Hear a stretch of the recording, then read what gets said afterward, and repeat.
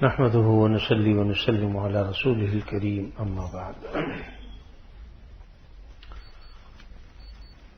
اسیر محبت، فقیر محبت اور ضمیر محبت، اسی طریقے سے حضرت کا یہ جو کلام تھا، طائف صاحب کا کلام،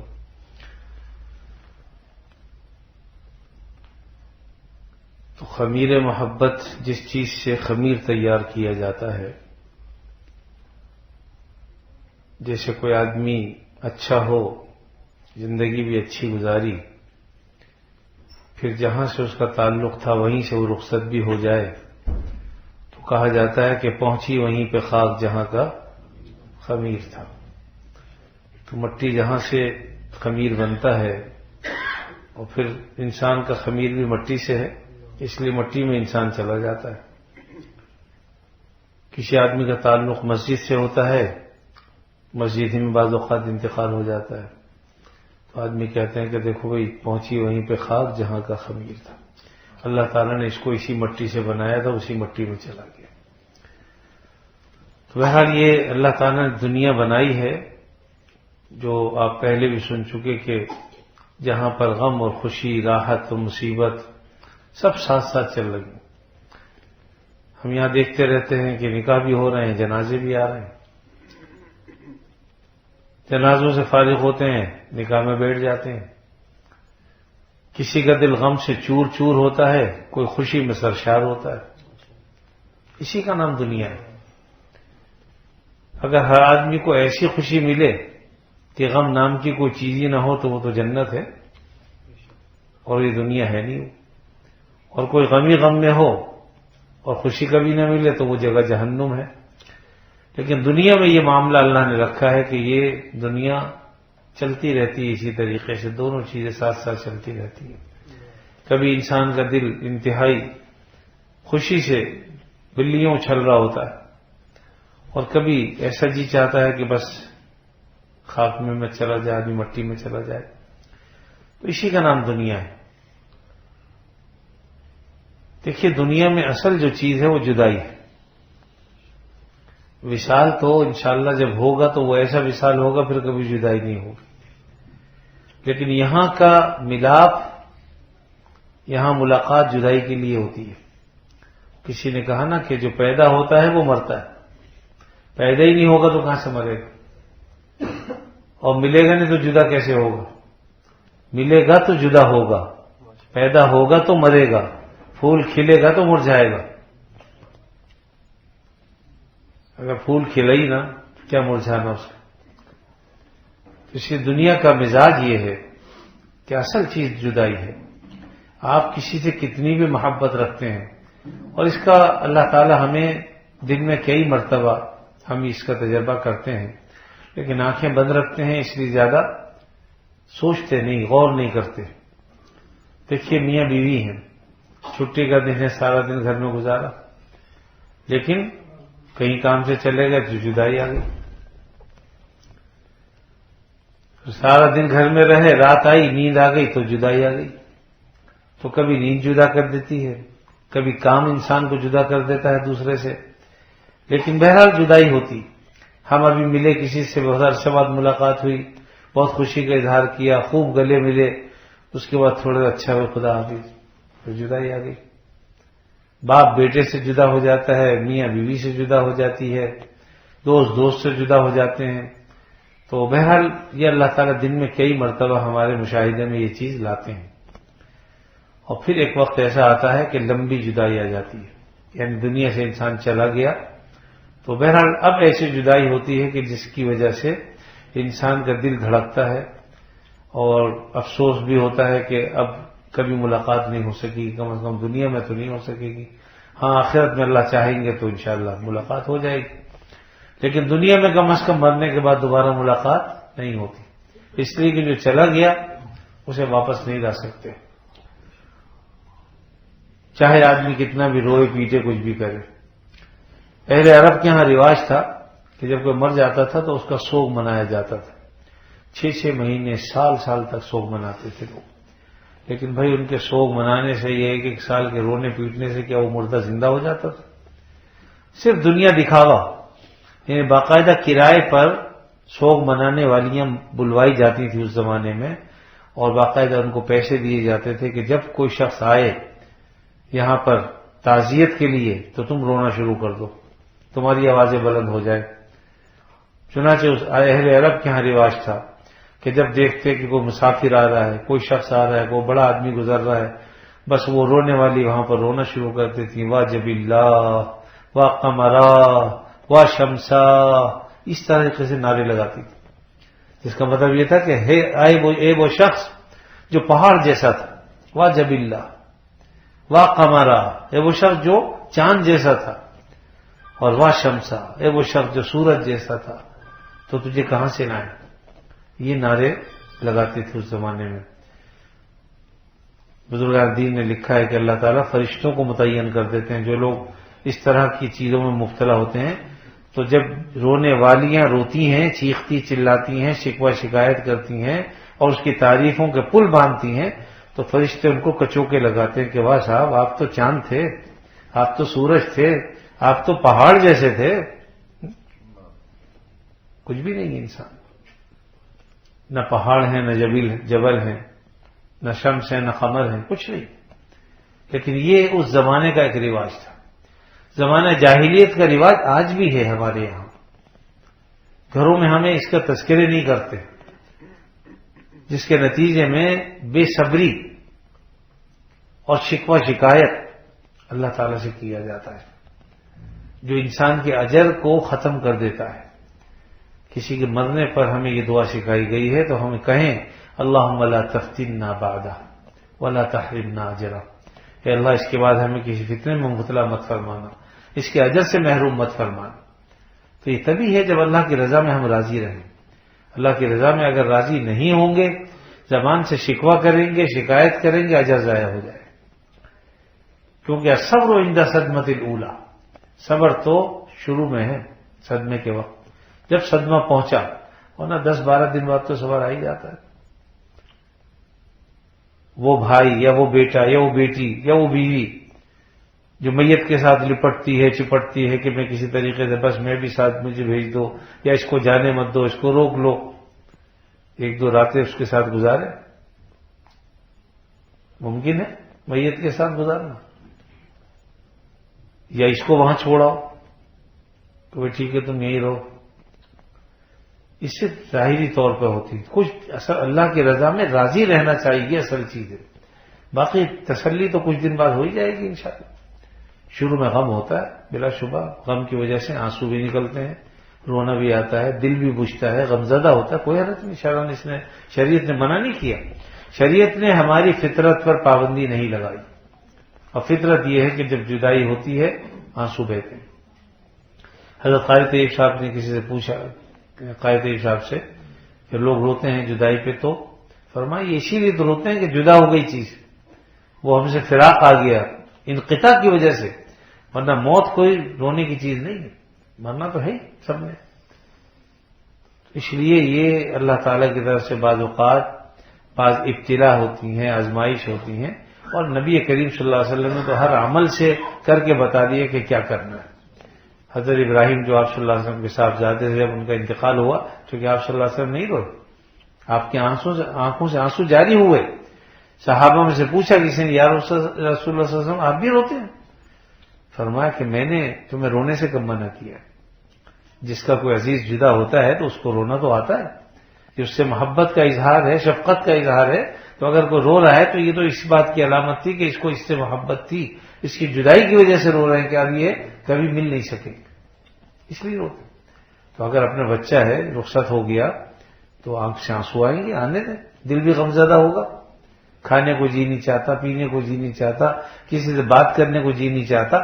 اسی لیے تو شریعت نے کہا کہ بھئی جب کھاؤ پیو اس کو بھی ساتھ بٹھا کے کھلاؤ، آ جاؤ چلو بھی کھا لو۔ کب تک نہیں کھاؤ گے؟ بالآخر 2-4-6 دن بعد پھر صحیح جیسے کھاتا ہے ویسے کھائے گا۔ لیکن ہاں جس وقت صدمہ آتا ہے اس وقت انسان سے کھایا پیا نہیں جاتا، دل نہیں چاہتا، تو شریعت نے اس سے منع نہیں کیا۔ اور آپ صلی اللہ علیہ وسلم نے یہ فرمان بھی دیا کہ ان العین لتدمع، آنکھ تو روتی ہے، آنسو بہاتی ہے، والقلب یحزن، اور قلب جو ہے وہ حزن و ملال میں مبتلا ہوتا ہے، رنجیدہ ہوتا ہے، لیکن فرمایا کہ زبان سے ہم وہی کہیں گے جو اللہ چاہتا ہے، بس. یعنی شکوہ نہ کرو، شکایت نہ کرو، زبان کو قابو میں رکھو. باقی قلب اور آنکھ کا جہاں تک معاملہ ہے، یعنی قلب میں حزن و ملال، آنکھوں میں آنسو ہوں، کوئی شرم حرج نہیں. آپ صلی اللہ علیہ وسلم نے اپنے کسی بچے کو پیار کیا تو ایک صاحب بیٹھے تھے، کہنے لگے آپ بچوں سے پیار بھی کرتے ہیں؟ میرے تو 10 بچے، میں نے آج تک کبھی پیار نہیں کیا. آپ نے فرمایا کہ اللہ نے تیرے قلب سے شفقت نکال دی ہے، شقاوت تیرے دل میں ڈال دی ہے، تو اس میں میرا کیا قصور؟ اس لیے جو فطرت ہے وہ اپنی جگہ پر ہے. بچوں سے محبت، پیار، یہ بھی فطرت ہے. ان کی جدائی پر آنکھوں سے آنسو نکلنا، یہ بھی محبت ہے. تو شریعت نے ان چیزوں سے منع نہیں کیا. بس ضرورت اس بات کی ہے کہ ہم پہلے سے گھروں میں ایسا ماحول بنائیں، تیار کریں کہ جب کبھی کوئی سانحہ، کوئی واقعہ پیش آ جائے تو ہم اللہ کی رضا میں راضی رہیں. بے شک ہماری آنکھوں سے آنسو نکل رہے ہوں، دل غم زدہ ہو، لیکن ساتھ میں زبان سے کہیں کہ الحمدللہ ہم اللہ کی رضا پر راضی ہیں، جو اللہ چاہتے ہیں وہی بہتر. یار جس حال میں رکھے وہی حال اچھا. اللہ تعالی جس حال میں رکھے. پنجابی زبان میں کسی نے کہا کہ جتھے مولا اتھے شادولا، یعنی جہاں مولا جس طرف، شادولا بھی اسی طرف. اللہ چاہتے ہیں کہ اس بستی کو ڈبو تو ہم بھی چاہیں گے ڈوبے ہوئے. بات اللہ کی رضا کی ہے، اور سارے سلوک کا حاصل یہی ہے کہ گناہوں سے بچو، نیکیاں اختیار کرو، اللہ تعالیٰ کی رضا میں راضی رہو. انشاءاللہ اس کا بڑا اجر و ثواب ہے. اور پھر آپ صلی اللہ علیہ وسلم نے ہمیں کس قدر دعائیں اور خود قرآن مجید میں سکھا دی گئی کہ مرنے پر انا للہ و انا الیہ راجعون پڑھو، جس کا مطلب یہ ہے کہ ہم سب اللہ کے لیے ہیں اور اسی کی طرف لوٹ کر جانے والے ہیں، جس میں انسان کو تسلی ہے، طبعاً بھی عقلاً بھی، کہ جب ہم سب اللہ کے ہیں تو ملکیت اس کی ہے. وہ اپنی جو ہے وہ مملوکہ چیز میں جو چاہے تصرف کرے، ہم کون ہوتے ہیں بولنے والے. کوئی خاتون تھی نا جن کا بچہ بیمار تھا، اور جب وہ بیمار ہوا تو انتقال بھی ہو گیا. شوہر غالباً سفر پہ گئے ہوئے تھے، واپس اسی رات وہ آئے. پوچھا کہ بچے کا کیا حال ہے؟ کہا کہ الحمدللہ اب تو بہتر ہے، ٹھیک ہے. لیکن شوہر کو بتایا اس لیے نہیں کہ سفر سے آئے ہیں پریشان ہو جائیں گے فوراً. کھانا بھی کھایا اور ہم بستر بھی ہوئے. پھر اس کے بعد جب سارے معاملات ہو گئے تو کہا کہ بتاؤ بھائی، اگر کوئی شخص کسی کے پاس کوئی امانت رکھے اور پھر وہ امانت مانگنے کے لیے آ جائے تو اس کو دے دینی چاہیے کہ نہیں؟ کہا کہ بالکل دے دینا چاہیے. تو کہا کہ بس یہ بچہ بھی ہمارا امانت تھا اللہ کی، اللہ نے لے لیا. اب یہ بڑے ناراض ہوئے کہ تم نے مجھے اب بتایا. اور جب نبی کریم صلی اللہ علیہ وسلم کا صبح پہنچے تو آپ صلی اللہ علیہ وسلم فرمایا کہ اللہ تعالیٰ کو تمہاری بیوی کا یہ عمل بہت پسند آیا، اور اس ملاپ سے اللہ نے جو تمہیں اولاد دی ہے اس میں بہت خیر و برکت اللہ عطا فرمائیں گے. چنانچہ اس کے بعد ان کی اولادیں ہوئیں تو اللہ تعالیٰ نے، اور کئی اولادیں ہوئیں، یہ بھی بچہ اور اس کے علاوہ بھی اللہ نے انہیں خوب خیر و برکت عطا فرمائی. سارے حافظ قرآن اور سب اہل علم. تو بہرحال یہ سب نتیجہ اس بات کا ہے کہ اللہ کی رضا میں راضی. کیا اس خاتون کو غم نہیں ہوا ہوگا؟ کہ انتہا غم ہوگا، ماں سے زیادہ غم کس کو ہو سکتا ہے؟ تو اس لیے ہمیں اللہ تعالیٰ کی رضا میں راضی رہنا چاہیے ہر حال میں. اس لیے کہ اللہ، اگر ہم ایسا نہیں کریں گے تو ہم چاہے اپنا سر پھوڑے دیوار سے، اللہ تعالیٰ کو تو مجبور نہیں کر سکتے. فارسی زبان کے اندر ایک شعر ہے، اس وقت ذہن میں تو شعر نہیں ہے لیکن مفہوم اس کا یہ ہے کہ اللہ تعالیٰ نے جس فرشتوں کو ہوا کے خزانوں پر متعین کر رکھا ہے، جو ہوا کو چلاتا ہے، روکتا ہے، یعنی اللہ نے فرشتے متعین کیے ہیں. وہ شیخ ساری فرماتے ہیں اسے اس بات کا کیا غم ہے کہ جب ہوا تیز چل رہی ہے کسی غریب بڑھیا کا چراغ بجھتا رہے. وہ تو اپنے کام پر جو متعین ہے وہ کام انجام دے رہا ہے، اس کا کام تو ہوا چلانا ہے. ہوا تیز چلی، کسی بڑھیا کا چراغ کسی جھونپڑی میں بجھ گیا، فرشتے کو کیا اس کی فکر؟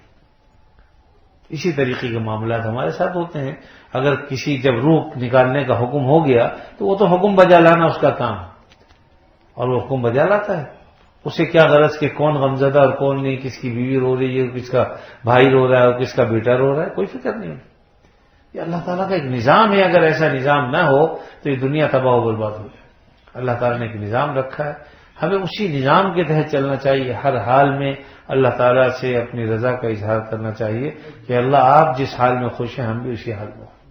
لیکن دعوت نہ کرے. دعوے کرنا صحیح نہیں. بعض اوقات آزمائش آ جاتی. آزمائش سے اللہ بچائے. ہم اس لائق نہیں ہیں کہ آزمائے جائیں. لیکن اگر کبھی کوئی مصیبت آ جائے تو اللہ سے اس مصیبت کو دور کرنے کے دعا بھی کرتا رہے, ظاہری اسباب بھی اختیار کرے, اور ساتھ میں شکوہ شکایت نہ کرے, اللہ کی رضا میں راضی بھی رہے. تو انشاءاللہ وہ خیر و برکت کا ذریعہ بن جائے گی چیز. وہ اللہ تعالیٰ قادر مطلق ہیں, جو چاہتے ہیں. ابھی آج مغرب میں جو جنازہ ہوا ہے خاتون کا, ان کے بھائی آئے رو رہے تھے. میں نے کہا بتاؤ بیمار تھے یا نہیں؟ بالکل ٹھیک ٹھاک, اچانک انتقال ہو گیا. تو اللہ تعالیٰ چاہیں تو اچانک انتقال ہو جاتا ہے. کبھی بیماری لمبی ہو جاتی ہے, تو بیماری جب انسان ہوتا تو ذہن بن جانا چاہیے. اور یہ ذہن میں تو ہمیشہ رہنا چاہیے کہ اللہ جب تک چاہیں گے یہ رہے گا, جب نہیں چاہیں گے تو. اللہ تعالیٰ ہم سب کو عافیت نصیب کرے, اپنی رضا پر راضی رہنے کی توفیق عطا فرمائے. اپنے گھروں میں اس کا چرچا رکھا کریں. خاص طور پر فضائل کی کتابیں آپ سناتے ہیں, پڑھتے ہیں, تو وہیں پر احکام میت بھی رکھیں اپنے ساتھ. ایک آدھ صفحہ یا ایک دو حدیثیں اس کی بھی سنائیں شروع سے بالکل. تو شروع انہوں نے جو کیا حضرت ڈاکٹر عبدالحی عارفی رحمۃ اللہ علیہ نے, وہ بیماری سے کیا ہے. اللہ کی ملاقات کا شوق بڑھتا ہے اس سے, کہ آدمی بیمار ہو جائے تو کیا کرے, کس طریقے سے دعا کرے, مریض کے پاس جائے تو کیا کرے. ابتدا سے لے کے چلے ہیں, اور موت تک اور ما بعد الموت بھی جو احکام ہیں وہ بھی سارے کے سارے اس میں ذکر کر دیے گئے ہیں. تو بہرحال اس کا تذکرہ بھی اس لیے میں کہتا ہوں کہ عین وقت پر آتا ہے تو آدمی کو بڑی پریشانی ہوتی ہے. لیکن اگر پہلے سے ذہن بنا ہوا ہو تو انشاءاللہ غم تو اس کو بھی ہوگا. میں یہ نہیں کہتا غم نہیں ہوتا, لیکن اس کو ساتھ میں صبر کرنے کی توفیق بھی ہوگی. وہ اللہ تعالیٰ کی بارگاہ میں شکوہ اور شکایت نہیں کرے گا, بلکہ اللہ کی رضا میں راضی رہے گا, اور اسی پر اجر و ثواب کے ساتھ. غم سب کو ہوتا ہے, اللہ والے کے غم زیادہ نہیں ہوتے, ان پر بھی غم آتا ہے, مصیبتیں بھی آتے ہیں, پریشانی بھی آتی ہیں. ایک بچی جس کے والد کا انتقال ہو, اس نے مجھے یہی کہا کہ آپ نے تو اتنی دعائیں کی, آپ نے اتنے اللہ کے نیک بندے ہیں. تو میں نے کہا دیکھو کیا نبی کریم صلی اللہ علیہ وسلم سے زیادہ ہم نیک ہیں؟ کیا اللہ کے نبی صلی اللہ علیہ وسلم پر پریشانیاں مصائب نہیں ہیں؟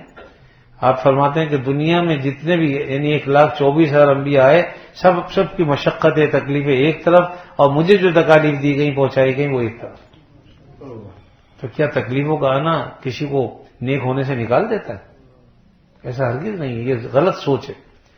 آپ صلی اللہ علیہ وسلم کے والد کا انتقال تو آپ کی پیدائش سے پہلے ہی ہو گیا تھا, والدہ کا انتقال بھی 7-8 سال کی عمر میں ہو گیا, پھر دادا کا بھی انتقال ہو گیا, پھر 40 اس کے بعد ابو طالب کا بھی انتقال ہو گیا. تو یہ زندگی کے سارے واقعات ہیں. آپ کی بیٹیوں کا بھی انتقال ہوا, اور آپ صلی اللہ علیہ وسلم کے تشریف لے جانے کے بعد فاطمہ بھی 6 مہینے بعد رخصت ہو گئی. تو بات یہ ہے کہ آپ صلی اللہ علیہ وسلم پر کون سا غم ہے جو نہیں ٹوٹا.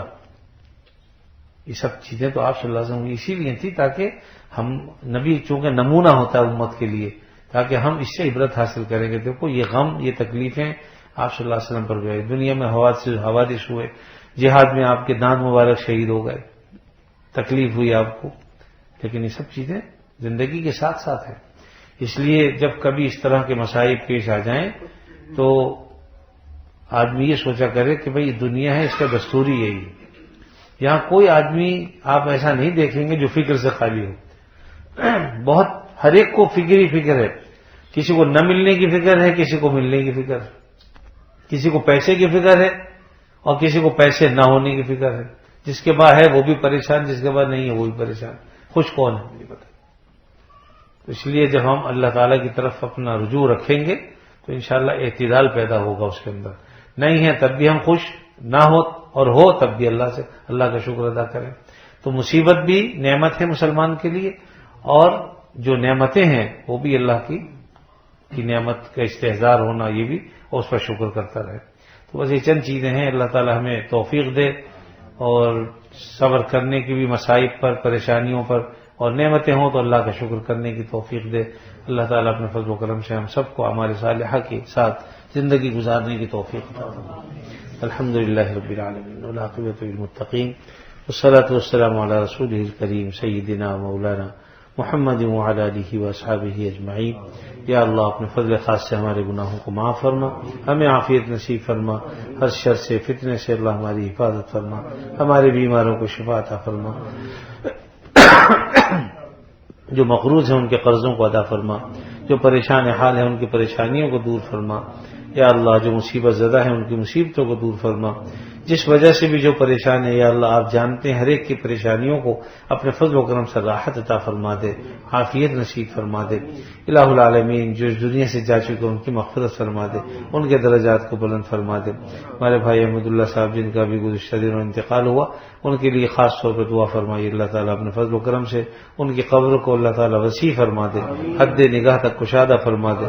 اللہم اغفر لہ وارحمہ وعافہ واعف عنہ واکرم نزلہ ووسع مدخلہ واغسلہ بالماء والثلج والبرد ونقہ من الذنوب والخطايا كما ينقى الثوب الابيض من الدنس۔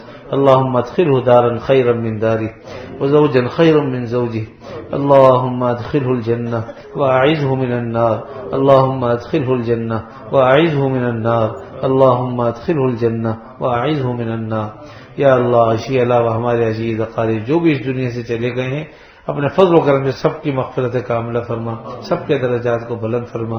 یا اللہ شاندار اور بہترین مہمانی فرما، اے اللہ بہترین مہمانی فرما، اے اللہ آپ ان سے خوش ہو جائیے، آپ ان سے راضی ہو جائیے اپنے فضل و کرم سے، اور جو متعلقین ہیں ان کو صبر کی ہمت بھی عطا فرمائیے اور سکون و اطمینان کی دولت بھی نصیب فرما دیجیے۔ یا اللہ جو بیمار ہیں گھروں میں، بچے ہیں بڑے ہیں، سب کو شفا عطا فرما دیں۔ ہمارے بھائی احمد کا بیٹا بیمار ہے، اسپتال میں داخل، پہلے بھی ہوا تھا پھر آ گیا تھا، اب دوبارہ سے داخل ہوا آئی سی یو میں ہے، اس کے لیے بھی دعا فرمائیں، اللہ تعالیٰ اسے شفا عطا فرما دے، اور جو فکر ہے انہیں ان کے والدین کو اللہ تعالیٰ اس کو دور فرما دے۔